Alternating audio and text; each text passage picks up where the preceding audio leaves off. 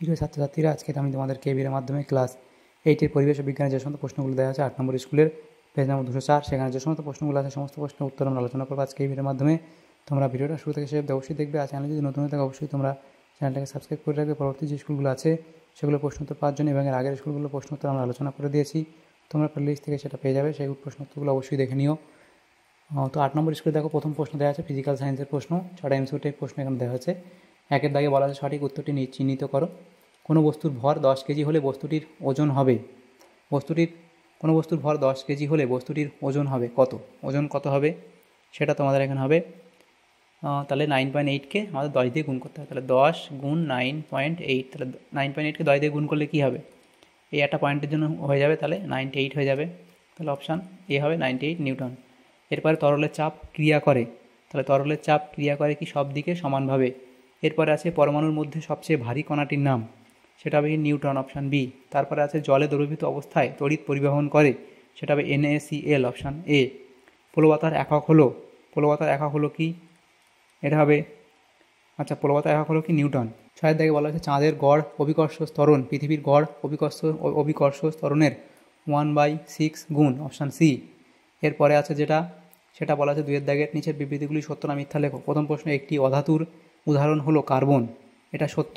এরপরে প্রশ্ন, ঊর্ধ্বপাতিত হয় এমন একটি পদার্থ হলো ওটা হলো কর্পূর, এটাও সত্য। মহাকর্ষ বলের মান 0 হতে পারে, এটা ভুল বলা আছে, মিথ্যা। 3 দাগে বলা আছে শূন্যস্থান পূরণ করো। প্রথম প্রশ্ন, সময় বাড়ার সঙ্গে সঙ্গে পতনশীল বস্তুর বেগ, এটা হবে ড্যাশ থাকে। পতনশীল বস্তুর বেগ কি থাকে? বাড়তে থাকে। এরপরে আছে ফসফিন PH3 যৌগে ফসফরাসের যোজ্যতা, ফসফরাসের যোজ্যতা কত? 3। এরপরে আছে অভিকর্ষ ত্বরণ বস্তুর ড্যাশ নিরপেক্ষ, অভিকর্ষ ত্বরণ বস্তুর ভর নিরপেক্ষ। দুটি ভিন্ন ভরের বস্তুকে অবাধে পড়তে দেওয়া হলো, ভারী বস্তুটি যদি 2 সেকেন্ড পরে মাটিতে পড়ে তাহলে হালকা বস্তুটি ড্যাশ সেকেন্ড পরে মাটিতে পড়বে। তাহলে এটা কী হবে বলো তো?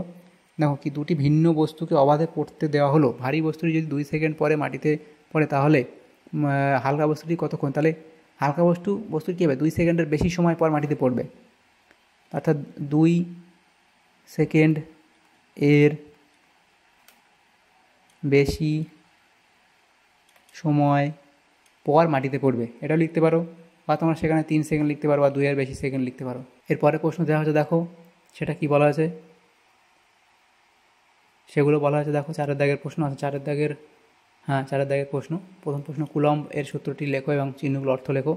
তাহলে কুলম্বের সূত্রটা লিখবে, গাণিতিক রূপ লিখবে এবং ব্যবহৃত চিহ্নগুলো, এই চিহ্নগুলো অর্থ লিখবে। এরপরে প্রশ্ন ছিল, কোনো বস্তুর মোট ভরকে বস্তুটির মোট আয়তন দিয়ে ভাগ করা হলো, এতে বস্তুটির কোন ধর্ম পাশাপাশির পরিমাপের রাশি পাওয়া গেল। তাহলে দেখো, বস্তুর মোট ভরকে বস্তুটির মোট আয়তন দিয়ে ভাগ করা হলো, তাহলে এখানে কোন ধর্ম পাওয়া যাবে? তাহলে সেখানে তোমাদের যেটা পাওয়া যাবে সেটা কি? সেটা হচ্ছে কি? ঘনত্ব পাওয়া যাবে। এরপরে প্রশ্ন, সেটির SI একক লেখো। তাহলে ঘনত্বের SI একক কি? এটা হলো কেজি পার ঘনমিটার, কেজি পার ঘনমিটার। এরপরে আছে একটি অধাতুর নাম লেখো যা তাপ ও তড়িতের সুপরিবাহী। তাহলে একটি অধাতু যার নাম তাপ ও তড়িতের সুপরিবাহী, সেটা কি? গ্রাফাইট। এরপরে ক্যালসিয়াম ক্লোরাইডের সংকেত লেখো। ক্যালসিয়াম ক্লোরাইডের সংকেত কি? ক্যালসিয়াম ক্লোরাইডের সংকেত হলো CaCl2। এরপরে প্রশ্ন দেওয়া হচ্ছে, দেখো 4 দাগের প্রশ্ন, সমযোজী যৌগ বলতে কি বোঝায়?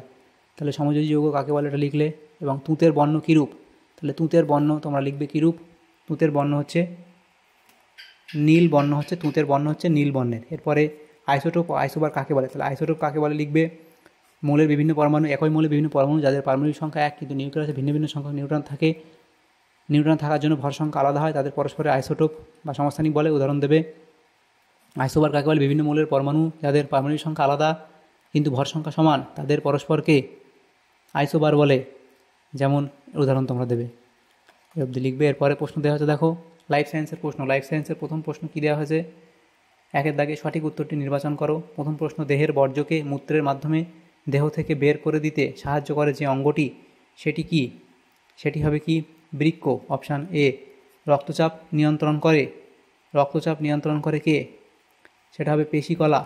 এরপরে আছে ক্যান্সার আক্রান্ত কোষে কোন অঙ্গাণুর সক্রিয়তা বৃদ্ধি পায়, সেটা হবে লাইসোজোম, অপশান বি। এরপরে আছে প্রোটিন তৈরিতে সাহায্য করে, এটা হবে রাইবোজোম, অপশান বি। এরপরে 2 দাগের প্রশ্ন, শূন্যস্থান পূরণ করো যে কোনো একটি। প্রথম প্রশ্ন, লিউকোপ্লাস্টিডের কাজ হলো, লিউকোপ্লাস্টিডের কাজ কি? নানান ধরনের খাদ্য সঞ্চয় করা, নানান ধরনের খাদ্য সঞ্চয় করা, নানান ধরনের খাদ্য সঞ্চয় করা। এরপরে আছে প্রাণীদেহের আঁশ, রোম, নখ, খুর, শিং ইত্যাদি বহিকঙ্কাল গঠন করা ড্যাশ কলার কাজ, এটা হবে আবরণী কলার কাজ, আবরণী কলার কাজ। এরপরে প্রশ্ন 3 দাগের, নিচের বিবৃতিগুলি সত্য না মিথ্যা লেখো। প্রথম প্রশ্ন, মেসোজোম ভাইরাসের দেহে দেখা যায়, মেসোজোম ভাইরাসের দেহে দেখা যায়, এটা হবে মিথ্যা। এরপরে আছে স্নায়ু কোষের দৈর্ঘ্য সব থেকে বেশি, এটা সত্য। এরপরে 4 দাগের প্রশ্নগুলো আমরা নেক্সট পেজে আলোচনা করব। দেখো, আচ্ছা প্রথমে এটা লিখি, কোষ কী এবং উদ্ভিদ কোষের উপস্থিতি, আচ্ছা পরের পেজে লিখে দিই। কোষ কী, তারা লিখবে সজীব পর্দাবৃত্ত প্রোটোপ্লাজমের যে ক্ষুদ্রতম অংশ অনুকূল পরিবেশে স্বনির্ভর ও আত্মপ্রজননশীল এবং জীবের মৌলিক গঠনগত ও কার্যগত একক রূপে কাজ করে, তাকে কোষ বা সেল বলে। তাহলে দেখো এখানে কোষ বা সেল বলে এটা লিখলে, এবং তারপরে যেটা ছিল, উদ্ভিদ কোষে কিসের উপস্থিতির জন্য গাছের মুড়ি ভীষণ শক্ত হয়, তাহলে কি লিখবে তোমরা? এটা এখানে লিখবে কি? সেলুলোজ। 2 দাগে বলা আছে কোষ পর্দা ও কোষ প্রাচীরের একটি মিল ও একটি অমিল লেখো, তাহলে একটি মিল লিখবে এবং অমিল লিখবে। কোষ প্রাচীর, কোষ পর্দা, মিল কি উভয়ই কোষের বাহ্যিক অংশ এবং কোষের আকার ও সুরক্ষায় সহায়তা করে।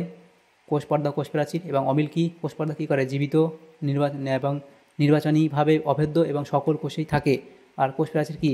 অজীবিত, সম্পূর্ণ ভেদ্য এবং শুধুমাত্র উদ্ভিদ, ব্যাকটেরিয়া ও ছত্রাকের কোষে থাকে। তাহলে মিল অমিল লিখে দিলে।